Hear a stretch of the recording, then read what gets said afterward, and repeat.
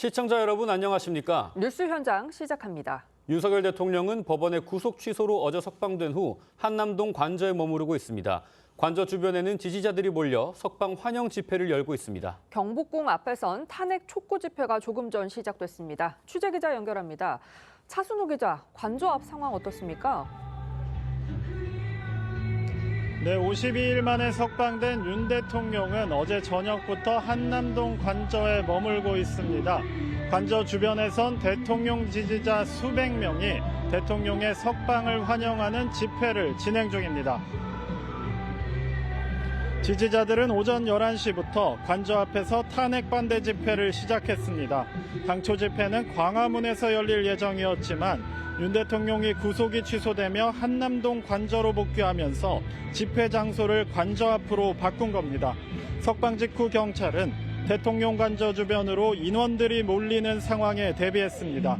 한남초부터 관저 정문까지 차벽을 설치하고 기동대 30개 부대 1,800여 명의 경력을 투입해 현장 관리에 나섰습니다. 지금은 경찰 600명을 투입해 철제 울타리를 설치하는 등 질서 관리에 나서고 있습니다. 대통령 석방 이틀째인 오늘 서울 도심에선 윤석열 대통령 탄핵 촉구 집회도 열렸습니다. 비상행동 지도부는 어젯밤부터 단신 농성에 나섰습니다. 지금은 경복궁 앞에서 주최 측 추산 10만 명 인원이 모여 집회를 준비 중입니다. 이들은 밤늦게까지 집회와 행진에 나설 예정입니다. 헌법재판소의 탄핵 심판 선고일까지 윤 대통령은 다시 한남동 관저에 머뭅니다. 관저 주변을 중심으로 찬반 집회와 힘겨루기가 반복될 것으로 보이는 만큼 한남동 관저 주변 긴장감도 커지고 있습니다. 지금까지 대통령 관저 앞에서 TV조선 차순우입니다. 윤석열 대통령은 어젯밤 안부를 묻기 위해 전화를 걸어온 국민의힘 권성동 원내대표에게 당 지도부의 고생이 많았다고 말했습니다. 대통령실은 윤 대통령 석방 이후 향후 대응 방안을 논의하는 수석비서관 회의를 진행하고 있습니다. 취재 기자 연결합니다. 차정승 기자, 대통령실 상황 어떻습니까? 네, 대통령실은 오늘까지 공식 입장을 내고 있지는 않지만 대통령의 석방을 환영하면서 일부 고무된 분위기도 읽힙니다. 대통령실은 오후 2시부터 정진석 비서실장 주재로 수석비서관 회의를 열기로 했는데 당초 원래 4시에 예정되던 회의를 2시간 앞당겨서 진행하면서 국정 현안을 논의할 계획입니다. 수석비서관 회의는 전국 현안을 논의하기 위해 2주 전부터 매주 일요일마다 진행되었는데요. 윤 대통령의 구속 취소 이후 처음 열리는 만큼 이 탄핵 심판 선고 후 국정 대응 등 여러 현안이 논의될 걸로 보입니다. 권성동 원내대표는 어젯밤 윤 대통령 안부를 묻기 위해 대통령실 관계자에게 전화를 걸었고 이 전화를 건네받으면서 윤 대통령과 통화가 이뤄졌다고 밝혔는데요.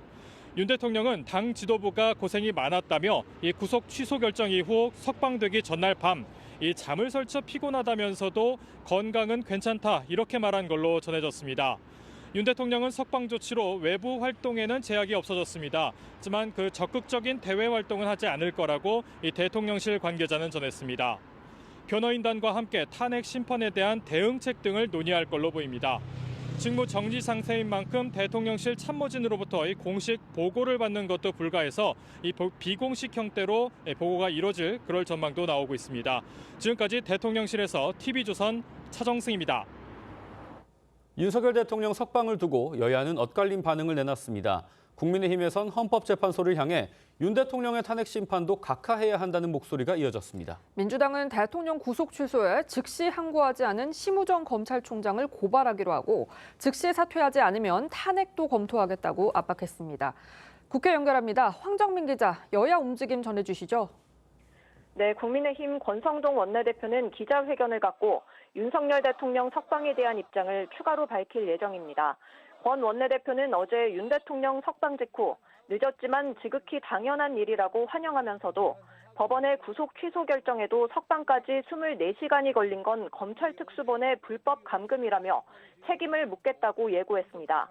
여당 내에선 헌법재판소가 윤 대통령 탄핵을 각하 또는 기각해야 한다는 공개 요구도 잇따르고 있습니다. 나경원 의원은 기자회견을 열어 헌법재판소를 향해 이번 구속 취소 결정 의미를 결코 가벼이 여기지 말라며 각하를 촉구했고 김기현 의원도 각하하는 것만이 흔들리는 사법 신뢰를 회복하는 길이라고 했습니다. 민주당은 오전부터 지도부 회의와 의원총회를 잇따라 열었습니다. 이후 로텐더홀에서 대통령의 구속을 촉구하고 즉시 항고 조치를 하지 않은 검찰을 규탄하는 집회를 열었습니다. 민주당은 심우정 검찰총장을 즉각 고발 조치하겠다고 밝혔는데요. 직무유기 및 직권남용 권리행사 방해 혐의 적용을 검토 중입니다. 또 심 총장이 즉각 사퇴하지 않으면 탄핵을 추진하겠다고 경고했습니다. 헌법재판소를 향해선 혼란을 그대로 방치하고 탄핵 심판 선고를 지연하는 건 대한민국을 파면에 이르게 하는 길이라며 신속한 선고를 촉구했습니다. 윤 대통령 석방 이후 24시간 비상대기 체제에 돌입한 민주당은 오늘 오후 장외 집회에 참석한 뒤 자정까지 국회에서 릴레이 규탄 발언을 이어갑니다. 지금까지 국회에서 전해드렸습니다. 네, 윤 대통령 석방에 따른 전국 상황 짚어보겠습니다. 윤기찬 국민의힘 법률위 부의장, 주현삼 더불어민주당 정책위 부의장 나오셨습니다. 안녕하십니까? 반갑습니다. 네, 점심쯤에 윤 대통령 변호인단에서 입장문을 냈습니다. 구속 취소 결정을 계기로 조작과 허위의 시간은 끝났다. 내란 몰이 세력의 권력 창탈 음모를 철저하게 파헤쳐야 될 때다. 이런 입장이 담겼는데 입장문을 한번 쭉 읽어봤는데 계엄은 정당했고 공수처의 수사는 잘못됐다. 그리고 뭐 내란은 몰이었다. 이렇게 요약을 좀 하면 될까요?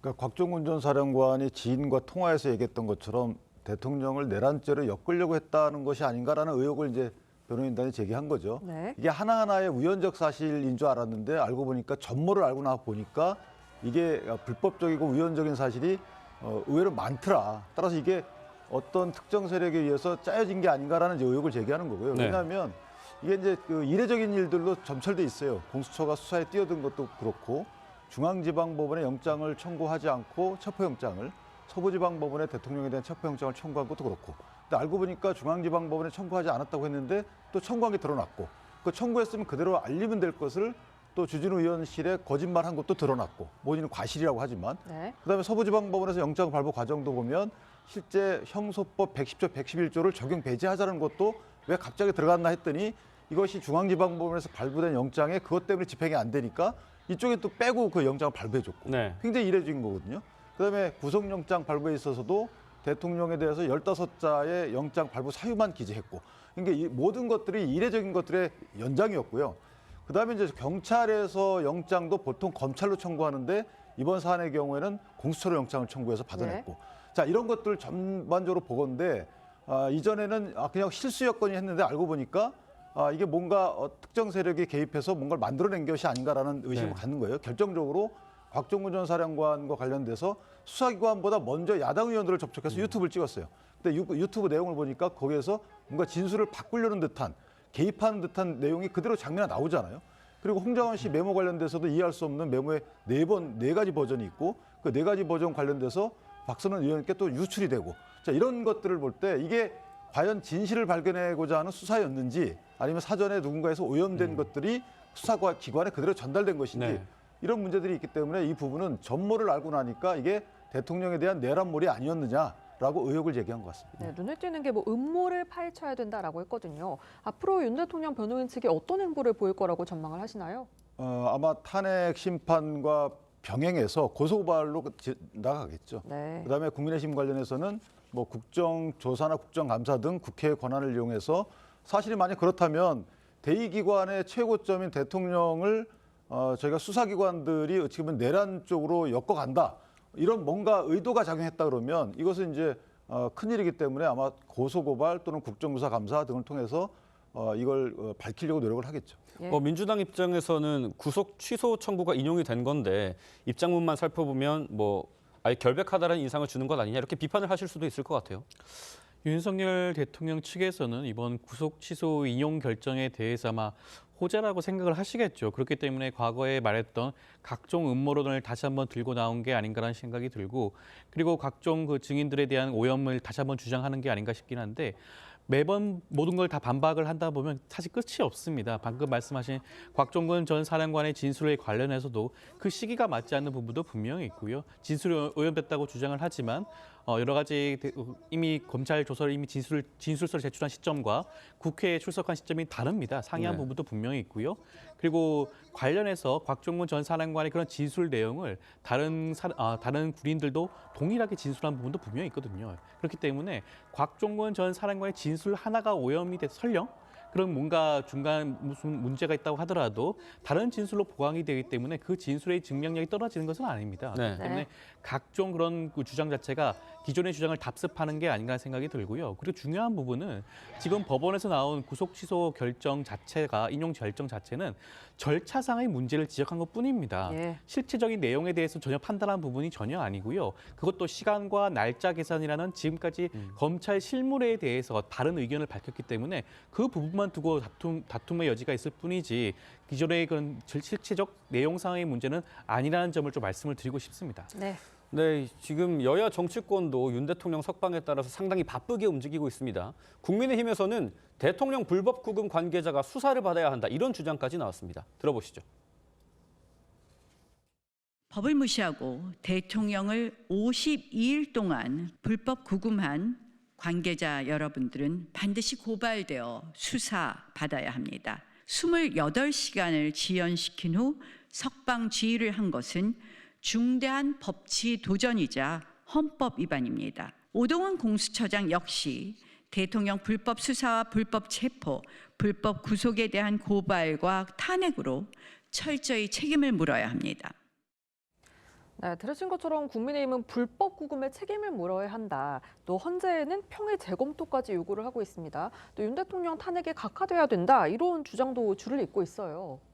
근데 이제 불법 구금 문제는 저희가 신중하게 봐야 될 부분이 있어요. 또는 심각하게. 왜냐하면 이게 만약에 영장이 발부된 거기 때문에, 그러니까 서부지방법원에서 발부된 영장이기 때문에 불법 구금이 아니다, 이렇게 주장할 여지가 있죠. 네. 근데 영장을 만약에 중앙지방법원에 청구했던 이력과 그 기각 사유를 갖다가 서부지방법원 청구 시에 만약에 쓰지 않았다면 그러면 법원을 또 속인 꼴이 되거든요. 그렇다면 이거는 불법 구금의 하나의 단초가 될 수 있는 것이고, 마지막으로 내란죄 수사권에 관련돼서 다양한 문제제기가 있었습니다. 그럼에도 불구하고 그래서 오히려 경찰 공조본하고 또 공조수사본부까지 구성했던 거 아니겠어요? 그럼에도 그 공수처는 이걸 시정하지 한 적이 없어요. 오히려 본인들이 수사권이 있다고 강변하면서 수사를 진행해 왔거든요.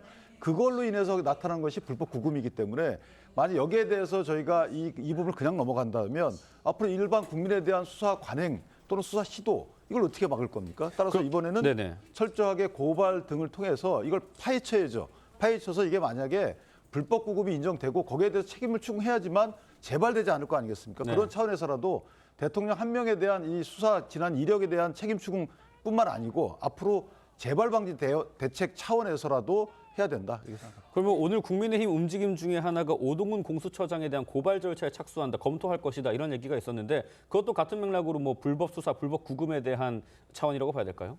그렇죠. 아마 지금 오동훈 공수처장에 대해서는 이제 중앙지방 형사 일부에서 수사를 하고 있잖아요. 네. 여기에 더해서 지금 불법 구금에 대한 책임까지 묻는다는 건데, 저는 거듭 말씀드리지만 오동훈 처장의 처벌 여하를 떠나서 이 부분은 분명히 정치권이나 해당 당사자가 문제제기를 해야지만 앞으로 수사기관이 만약에 이게 보수적으로 해석해야 되는 거 아니겠어요? 내가 수사 권한이 있는지 모르겠으면 수사 권한이 없다라고 해석을 하고 다른 대책을 강구했어야 되는데, 아니 그렇지 않고 본인들이 수사기관이 수사 권한이 있다고 강변하면 일반 국민들은 어떻게 거기에 대응하죠? 거기에 또 응하지 않으면 또 응하지 않는다라고. 그런 차원에서라도 이번에는 엄정히 대처를 해야 된다라고 생각합니다. 네, 이런 가운데 민주당에서는 심우정 검찰총장을 정조준하는 목소리가 커지고 있습니다. 들어보시죠. 심우정 검찰총장은 즉각 사퇴해야 합니다. 심우정 검찰총장은 이번 사태에 가장 큰 책임이 있습니다. 구속기간 연장을 불허한 법원의 결정에도 불구하고 즉시 기소하지 않고 검사장 회의를 열어 시간을 허비한 큰 책임이 심우정 총장에게 있습니다. 민주당은 심우정 총장에 대해 즉시 고발 조치를 취하고 심우정 총장 스스로 즉각 사퇴를 거부한다면 탄핵을 포함해 모든 조치를 취하겠습니다. 네, 민주당에서는 심우정 검찰총장을 즉시 고발하겠다, 사퇴를 거부하면 탄핵하겠다, 이런 강경한 대응까지 내고 있습니다. 사실 이번에 법원에서 구속영장 취소 결정을 인용한 취지 자체는 이것을 상급 법원에서 최종적으로 판단받는 것이 추후 본안 소송에서 안전하지 않겠냐 그런 취지가 읽혀지는 결정문 내용입니다. 그렇다고 한다면 당연히 검찰 입장에서는 즉시 항고를 통해서 상급 법원이 어떻게 판단을 하는지를 받아봤어야 함에도 불구하고 결과적으로는 그대로 인용하는 결정을 내렸죠. 사실 수사팀의 경우에는 이를 반대했다라는 그런 보도가 나오지 않겠습니까? 그것 자체가 해야 될 의무를 하지 않았기 때문에 심우정 총장의 경우에는 직무유기에 해당되고요. 네. 수사팀의 견해를 묵살하고 단독적으로 결정했기 때문에 직권 남용죄도 해당될 수가 있습니다. 그렇기 때문에 이 부분에 대해서는 명확하게 판단받아보고 살펴볼 필요가 분명히 있는 것이고요. 지금까지 심우정 총장의 행동 자체가 굉장히 의심스러운 것은 그 전에도 사실은 구속 기간에 대한 논란이 조금 있었습니다. 예. 여러 가지 보도가 나왔었죠. 그렇다고 한다면 가장 보수적으로 가장 빨리 기소를 했어야 함에도 불구하고 그 날짜를 도과한 다음에 심지어 검사장 회의라는 꼭 필요하지 않은 절차까지 진행을 하면서 기소를 했단 말이에요. 그렇다고 한다면 여기에 대해서도 심우정 총장이 책임을 져야 되는 게 아닌가라는 생각입니다. 네, 근데 그러면- 이거는 상당히 저는 역설적인 것이 네.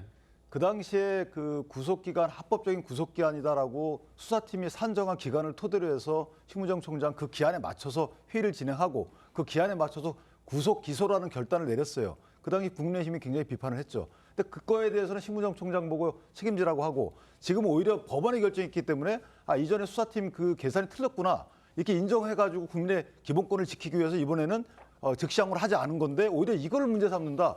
그럼 저는 국내 기본권을 지킨 검찰의 행위에 대해서는 문제 삼고 기존의 기본권을 지키지 않은 행위에 대해서는 문제 오히려 안 삼고 이런 그 민주당의 문제 제기가 이거 옳을까? 이 기본적인 문제의식이 좀 있어요. 네, 거기에 그런데 대해서 또 좀 말씀을 좀 드리고 싶은 부분은 만약에 지금 피고인이 윤석열 대통령이 아니었으면 과연 즉시항고를 하지 않은 결정을 내렸을까라는 말씀을 좀 드리고 싶어요. 네. 대부분의 사건에서 검찰은 무조건 즉시항고와 재항고 절차를 거치고는 있습니다. 그럼에도 불구하고 유독 검찰총장이 직접 검사장 회의를 통해서 말씀하신 구속기간 기간이 아직 도과하지 않았다는 그런 확신을 가지고 기소한 사건에 대해서 구속 취소 결정이 내렸음에도 불구하고 여기에 대해서 즉시 항고를 하지 않는다는 것 자체가 굉장히 문제가 아닌가라는 말씀을 드리고 근데 싶습니다. 이게 제가 이제 뭐 반박은 아니고 의견을 같이 드리면 이게 이제 윤석열 대통령이기 때문에 그런 결단을 내린 게 아니잖아요. 예를 들면 자기가 재량을 행사한 게 아니에요.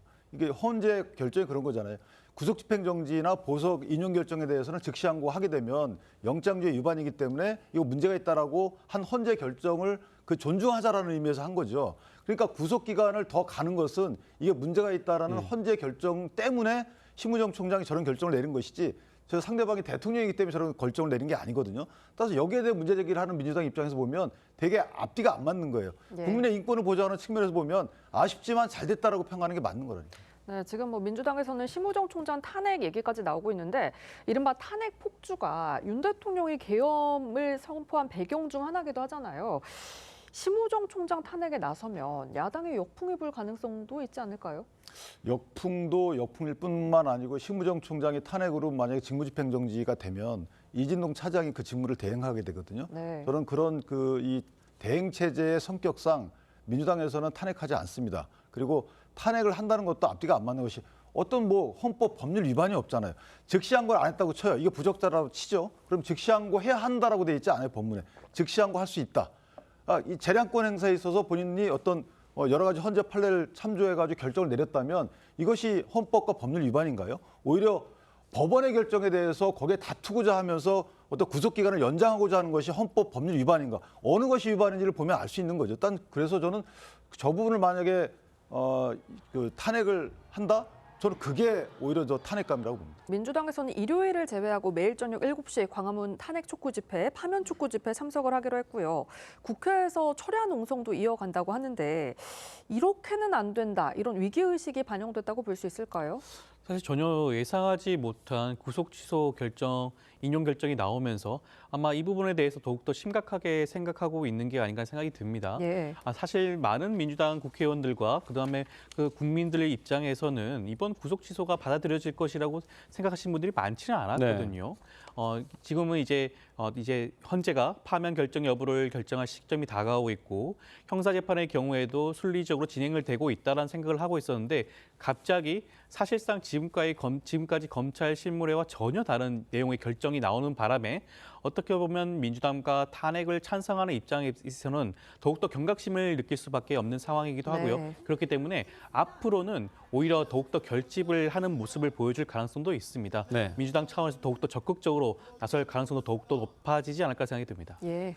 네, 지금 대통령실 상황도 짚어보겠습니다. 저희 앞서 차정승 기자가 말씀드렸습니다만 원래 오후 4시에 예정돼 있던 수석 비서관 회의가 2시로 당겨지면서 정진석 비서실장 주재로 현재 열리고 있습니다. 윤 대통령이 정진석 실장에게 어제 저녁을 같이 하지 않았습니까? 그리고 이런저런 현안을 논의했을 걸로 보이는데 좀 어떤 내용들이 지금 현안에 오를까요?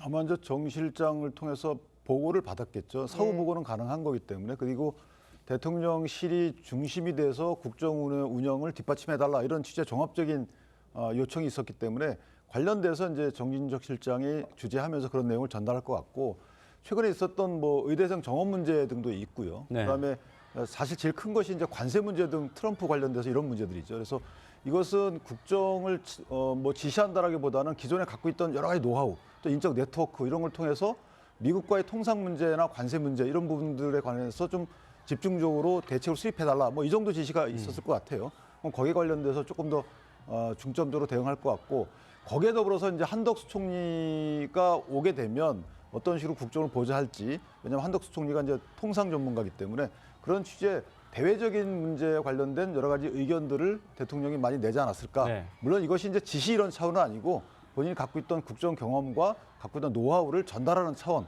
이 정도 자리는 있지 않았을까라고 하고 그 전달된 노하우를 아마 전달해서 이 부분들을 어떻게 활용할지 또 대책을 수립할지 관련된 좀 구체적인 업무 협의가 있지 않았을까요? 그런데 윤 대통령이 또 수감 중에도 메시지를 냈던 것들을 고려할 때 뭐 편지라든지 입장문 발표 등을 통해서 관저 정세에 나설 가능성이 있다. 이런 전망도 있고요. 또 선거 전까지는 자제할 거다. 이런 전망도 있습니다. 어떻게 보시나요? 저는 자제할 가능성이 크지 않을까 싶은데 네. 이제 하나 만약에 그 헌재 마지막 변론에 나왔던 말처럼 개헌 문제는 하나 있을 수는 있어요. 개헌 문제 관련돼서 대통령이 이미 언급을 했기 때문에 이 제도적으로 사실 몇 가지 개선할 부분이 있잖아요. 예. 국회를 개선하거나 어쨌든 뭐 통치기구를 개선하거나 이런 개헌 문제 관련된 제도적인 문제는 언급할지라도 네. 나머지 현안에 대한 언급하는 식의 관저 정치가 밖으로 흘러나가는 이런 식의 행보는 안 하지 않을까 개인적으로 그렇게 예. 네, 지금 윤석열 대통령과 권성동 원내대표가 통화를 한 사실도 알려졌는데 뭐 고생 많았다 이런 취지의 얘기를 했다고 합니다. 그렇다면은 현재 이제 불구속 상태로 나온 윤석열 대통령이 당 내외 인사들과 좀 소통을 강화하려는 의지가 있다 이렇게 봐야 될까요? 아무튼 그 부분은 뭐 당연히 그렇게 해 나가겠죠. 네. 왜냐하면 지금 만약에 탄핵이 기각된다 하더라도 대선이 2028년도보다 좀 빨라진다고 봐야 되겠죠. 네. 그다음에 탄핵이 인용되게 되면 조기 대선이 이제 현실화될 텐데 어찌됐든 대선 전국으로 그 이 정치적 상황이 바뀔 가능성이 있습니다. 근데 불구속 재판이 있게 되면 이 재판의 결론이 늦게 나게 되죠. 그렇다면 대선에 미치는 영향이 적게 되고 더군다나 이 재판 진행 과정에서 여러 가지 나오는 진술들이 등에 대한 평가가 네. 이게 절차적 문제가 있다. 그다음에 내란 수사권이 없다. 이런 문제들이 이미 불거졌기 때문에 그 부분들에 대한 국민의 관심이 많이 희석될 수가 있어요. 예. 그런 차원에서 보면 조금 더 활발한 대통령의 움직임이 있지 않을까. 그 이후에는 네. 탄핵 심판 이후에는 그렇게 예상을 해봅니다. 네, 뭐 대통령에게 현안에 대한 보고는 가능하다고 하지만 청취를 하는 대통령이 뭐 은연중에 얘기한 것이 지시로 받아들여질 수도 있고 그리고 뭐 대통령이 불구속 상태에서 정치적 영향력을 행사하려는 것 아니냐 야당에서는 이런 지적도 좀 가능할 것 같거든요. 저 굉장히 부적절한 행동이시죠. 지금은 구속이 단지 취소되었을 뿐입니다. 그것도 절차상의 하자를 이유로 취소되었던 것뿐이고요. 여전히 탄핵 심판은 진행 중에 있고 이제 선고만 남겨둔 상황이고요. 내란 다수의 혐의로 지금 형사재판도 진행되고 있는 겁니다. 피고인 신분은 분명해요. 단지 구속에서 풀려났다는 것뿐입니다. 대통령의 직무도 정지된 상태고요. 그렇다고 한다면 사실 지금 뭐 대통령실을 중심으로 뭐 국정 운영을 잘하길 바란다라든가 그런 식의 그런 메시지를 전달할 게 아니죠. 사실은 본인 때문에 지금 그 국내 여론이 국민 간의 그런 갈등과 분열이 발생하고 있다는 점에 대해서 네. 우선 사과하는 그런 식의 멘트가 필요함에도 불구하고 전혀 이런 방구 없이 국정 운영 방향에 대해서 지금 얘기를 한다. 그리고 대통령실 관계자와 면담을 하고 그다음에 지금 여당 권성동 대표 같은 분과 통화를 한다. 굉장히 부적절하죠. 국정 운영의 방향을 지금 피고인 신분인 대통령이 지시를 하고 있는 것이 아닌가라는 생각이 들 수밖에 없고요. 사실상 내란죄의 경우에도 각종 의혹이 있는 분들 여전히 기소되지 않은 분들 많습니다. 대통령실이라든가 지금 내각에 있는 분들, 그다음에 아직까지 사령관이 아닌 그다음 다른 군인들의 경우에도 아직까지 여전히 조사랑 기소가 되지 않은 부분이 많거든요. 그럼에도 불구하고 이런 식으로 광범위하게 통화나 전화를 한다 자체가 자칫 잘못하면 증거를 인멸할 수 있다는 그런 가능성을 여전히 보여주고 있는 겁니다.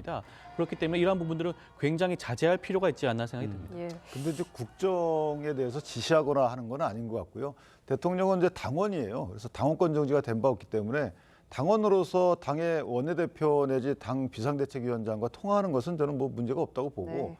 또 하나는 이제 그동안에 대통령이 많이 갖고 있던 여러 가지 다양한 경로의 정보 이런 것들이 국정에 활용되는 거 좋잖아요. 근데 내가 알기에 뭐 예를 들면 트럼프 관련돼서 이런 것들이 있더라라고 누군가 그 담당자한테 알려주는 것은 국가에 저는 해롭지 않다고 보고 오히려 필요하다고 봐요. 그런 천에서 보면 네. 우리가 당면에 있는 문제 해결과 과정에서 그 대통령의 경험과 지식 이런 것들을 전달하는 측면은 그 무리가 알겠습니다. 없는 게 아닐까 싶습니다. 네, 윤 대통령이 뭐 석방은 됐지만 재판은 계속해서 받아야 되잖아요. 구속이냐 불구속이냐 어떤 차이가 있는 건가요? 일반적인 형사 절차, 재판 절차를 살펴보게 되면 아무래도 불구속 상태에서 재판이 진행이 되면 구속 기간에 대한 제한이 없기 때문에 형사 재판의 진행 속도라든가 경과 자체가 조금 더 늘어지는 경향이 분명히 네. 있긴 합니다.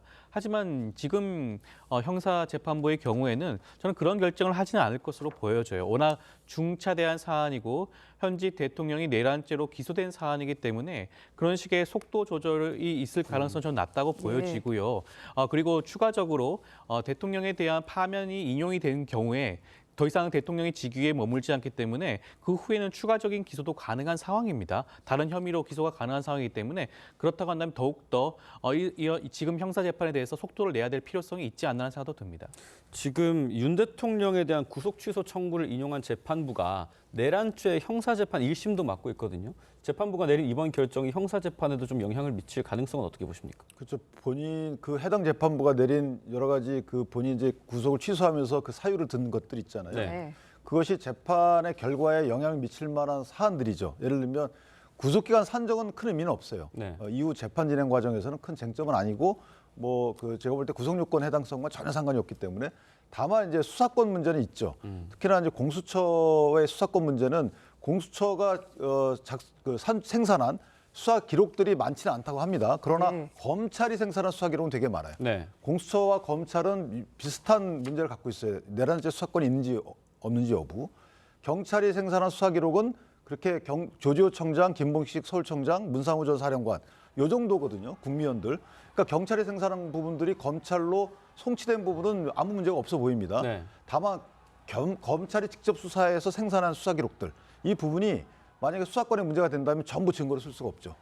그리고 또 하나는 이제 검찰이 만약에 기소한 것 자체, 구속 기소한 것 자체가 구속 기한을 넘겨서 구속 기소한 거를 혹시 공소기각 판결할 수 있는지 여부에 대한 법리 검토 네. 이 부분도 있기 때문에 아마 사건을 통째로 날릴 수 있을 수도 있고 아니면 그 과정에서 여러 가지 생산 증거들에 대한 증거 능력이 배제될 수 있기 때문에 저는 검찰이 상당히 어려움에 봉착을 했다 이렇게 생각합니다. 앞서 뭐 부의장님께서 언급은 해주셨는데 불구속 상태에서 윤 대통령의 형사재판이 장기화될 가능성도 언급을 해주셨거든요. 어떻게 보시는지요?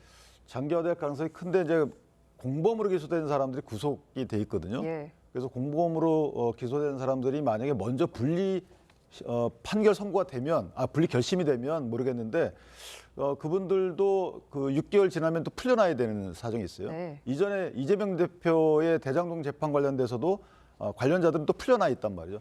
그런 걸 염두에 보면 길어질 가능성이 굉장히 크고 이 부분은 1년 내에 끝나지 않을 가능성은 굉장히 크다. 1심 자체가. 네. 예. 그렇다면 앞으로는 이 전국에 미칠 영향이 오히려 더 커질 수가 있다.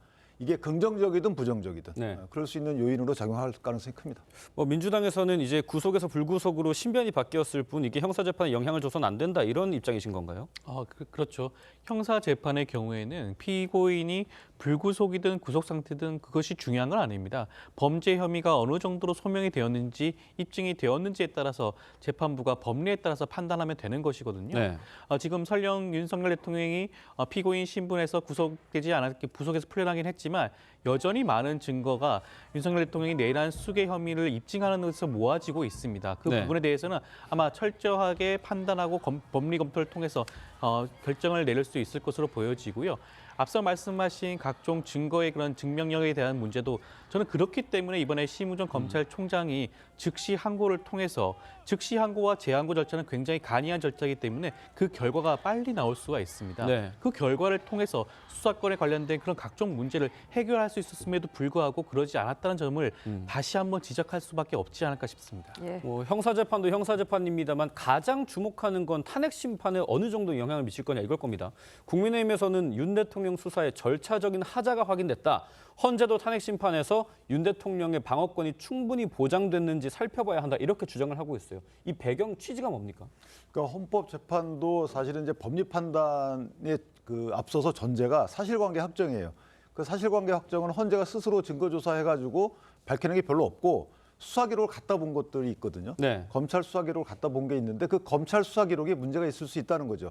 이 수사 기록 작성 과정에서 이게 만약에 유법하다면 이건 전부 증거로 쓸 수가 없는 겁니다. 증거로 쓸 수 없는 그 해당 사실관계를 전제로 재판할 수 없는 거 아니겠습니까? 예. 그렇기 때문에 헌재는 법정에서 선출된 것 이외에 검찰에서 갖다 본 수사 기록에 저런 문제가 있으니 저 부분은 법정 선출 증거 기록 이외에는 사실관계 확정에 쓸 증거가 없다는 거죠. 그런데 일부에서는 이제 뭐 TV에 나온 장면들 이런 것들 토대로 해서 이미 다 뭐 파면 사유는 차고 넘친다라고 하는데 재판은 그렇게 하는 게 아니죠. 네. 또 하나는 법정에 현출된 증거 중에 곽종훈 전 사령관과 홍정원 차장의 이런 진술들도 문제가 있다는 거 아니겠습니까? 제3자가 개입된 오염됐을 가능성이 크기 때문에 이 부분도 마찬가지로 증거로 인정되지 않아야 되는 거고 인정된다 하더라도 신빙성에 문제가 있다. 예. 따라서 헌법재판관들의 판단에 어려움이 있을 것이다. 뭐 이런 취지의 주장입니다. 헌재가 이번 주에는 선고기일을 지정할 거다 이런 전망이 나오는데 윤 대통령 석방이 이 선고기일이 좀 더 미뤄질 거다 이런 전망이 나오거든요. 어떻게 보시는지요? 글쎄요, 이미 헌법재판관들 입장에서는 변론을 종결하고 지금 평의에 들어가고 있지 않겠습니까? 평의가 이미 수차례 진행이 되었습니다. 일정 부분 결론에 이른 부분도 있을 것이에요. 그렇기 때문에 이번 윤석열 대통령의 그런 석방 결정에 따라서 변론을 재개하거나 그럴 가능성은 굉장히 낮지 않은 예. 생각이 들고요. 헌재 내부의 그런 시간과 그 절차 속도에 따라서 정해진 날짜에 선고하지 않을까라는 생각이 듭니다. 부위원장님께서는 선고기일 어떻게 전망하시는지요?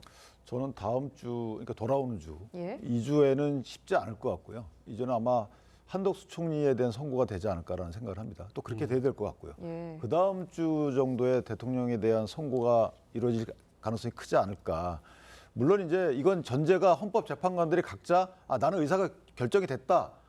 다 이렇게 돼야 돼요. 그렇지 않고 나 아직까지 좀 고민 중이다라고 하면 평의가 다 끝나지 않은 거기 때문에 재판관들 입장에서 내 의사가 정해졌다라는 이제 평의 절차 끝나게 되면 그 후에 선고기일이 정해지는데 다음 주 돌아온 주 말고 그 다음 주가 되지 않을까 조심스럽게. 안 그래도 조금 전에 권성동 원내대표가 기자들과 만나서 브리핑을 한 내용을 조금 읊어드리면 윤 대통령의 구속 취소는 헌법 가치를 확인한 거다.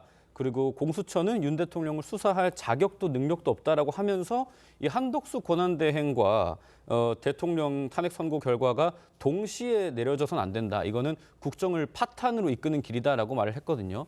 이거 좀 어떻게 들으셨습니까? 글쎄요, 저는 오히려 한꺼번에 판단을 받는 것이 나쁘지는 않을 것 같은 게 어찌됐건 지금 국정 혼란이 계속되고 있고 권한 대행도 지금 대행이란 말까지 나오고 있을 정도지 않겠습니까? 네. 그렇다고 한다면 한덕수 총리에 대한 선고와 윤석열 대통령에 대한 선고가 뭐 함께 동시에 진행돼도 크게 문제는 없고 오히려 저는 윤석열 대통령에 대한 선고가 우선 나오고 그 뒤에 한덕수 총리에 대한 선고가 나오더라도 크게 지금 현재 국정 운영에 지장이 없지 않나 생각이 들고요. 네. 어찌됐건 지금 최상목 대행이 국정의 수반으로서 역할을 하고 있기 때문에 여전히 뭐 한덕수 총리가 돌아온다고 하더라도 어차피 대행입니다. 그렇기 때문에 최상목 대행이 하든 한덕수 권한 총리 대행이 하든 대행이 한다는 것은 동일한 사실 아니겠습니까? 네. 그렇다고 한다면 사실상 가장 중요한 윤석열 대통령에 대한 파면 여부 선고가 우선시되어야 되는 게 아닌가 생각이 듭니다. 근데 저희가 사실은 이제 정당성, 민주적 정당성이란 말을 많이 해요. 예. 국민이 뽑은 사람 또는 국민이 뽑은 사람으로부터 얼마만큼 멀리 있느냐에 따라서 정당성이 다르다고 보는데 지금 대통령 국민이 직접 뽑은 사람이니까 당연히 정당성이 가장 크고요. 총리의 경우에도 대통령이 행정총괄하라고 임명하고 국회 동의까지 받은 분이기 때문에 두 번째로 정당성이 큽니다. 예. 그러니까 부총리는 뭐 실력 여부를 떠나서 어쨌든 민주적 정당성 차원에서 보면 조금 더 멀리 계신 분이기 때문에 헌재가 만약에 헌법적 가치나 국정 운영의 안정을 기한다면 그 따로따로 선고하는 게 맞죠. 그다음 한덕수 총리부터 선고하고 네. 그다음에 대통령 선고하는 게 맞지 않나 이렇게 생각합니다. 앞서 선고 기일을 예상해 주셨는데 윤 대통령이 구속 상태에서 탄핵 심판에 참석한 게 벌써 8번째거든요. 근데 석방이 됐으니까 헌정사상 처음으로 탄핵 심판 선고일의 모습을 드러낼 가능성이 점쳐지는데 어떻게 보시는지요? 저는 선고 당일에는 대통령이 나오지 않지 않을까 생각되는 게요. 네. 오히려 이제 나오게 되면 또 지지자 반대자에 의해서 그만큼 과열될 확률이 높아지고요. 어떤 네. 결론이 나든지 간에. 그래서 개인적으로다가는 헌재에서 생방송도 안 했으면 좋겠고 그다음에 방청권 배부도 안 했으면 좋겠어요. 더군다나 피청구인 당사자가 나와서 인용이 되든 그다음에 뭐 기각이 되든 상당히 찬반 지지자들의 그 감정이 격해질 수 있기 때문에 저는 안 나오실까 그 결정을 할 가능성이 크지 않을까 네. 이렇게 생각합니다. 네, 변호사님 어떻게 보시는지요? 저는 윤석열 대통령이 지금까지 헌법재판 변론 과정을 살펴보게 되면 증인에 대해서도 직접 신문을 요청한 바가 있었고요. 변론도 자주 출석하지 않았겠습니까? 그렇다고 한다면 저는 선고 기일도 출석할 가능성이 높지 않나 네. 생각이 들고요. 네. 물론 출석하는 것이 부정적인 영향이 더욱더 큼에도 불구하고 저는 윤석열 대통령이 그것을 오히려 노리거나 기대하는 측면에서 출석하지 않을까라는 생각도 듭니다. 알겠습니다. 지금까지 전문가들 모시고 정치권 쟁점 짚어봤습니다. 두 분 말씀은 여기까지 듣겠습니다. 감사합니다. 감사합니다.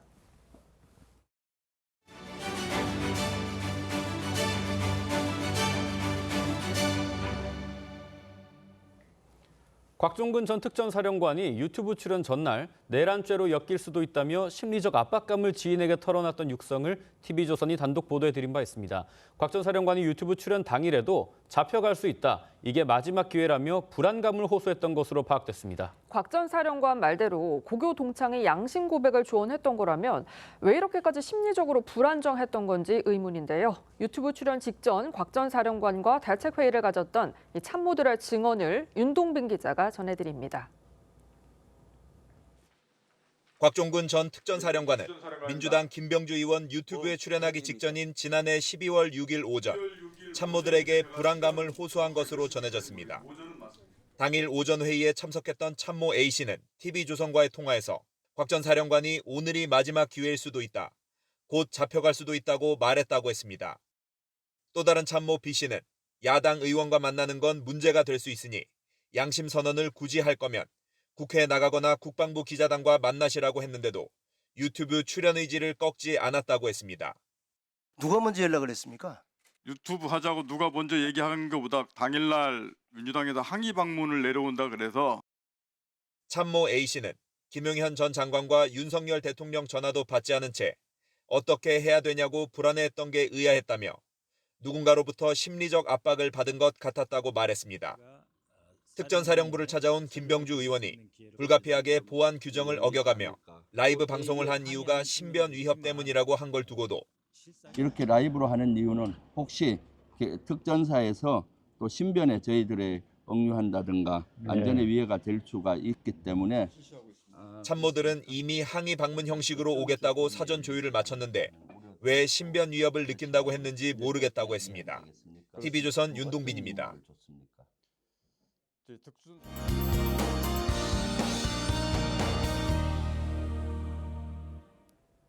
휴일은 오늘 대기가 정체되면서 수도권과 충청에서 공기가 탁합니다. 이들 지역에는 고농도 미세먼지 예비 저감 조치도 발령됐는데요. 미세먼지는 점차 확대돼 강원 영서와 호남까지도 영향을 주겠습니다. 오후부터 초미세먼지 농도 나쁨 단계 보이겠습니다. 전국 하늘은 대체로 맑겠지만 곳에 따라 연무나 방무가 끼어 시야가 답답할 수 있겠습니다. 한낮 기온은 어제보다 2, 3도 정도 높겠습니다. 서울과 청주가 13도, 대전과 대구 14도, 광주와 창원은 15도까지 오르며 포근하겠습니다. 날은 갈수록 온화해지겠습니다. 다음 주 화요일에는 서울의 낮 기온이 16도까지 오르며 4월 초순에 해당하는 기온 보이겠고요. 이후 수요일에는 수도권과 강원도에 비가 내리겠습니다. 날씨였습니다. 네, 3월 9일 일요일 TV조선 뉴스 현장은 여기까지입니다. 함께해 주신 여러분 고맙습니다.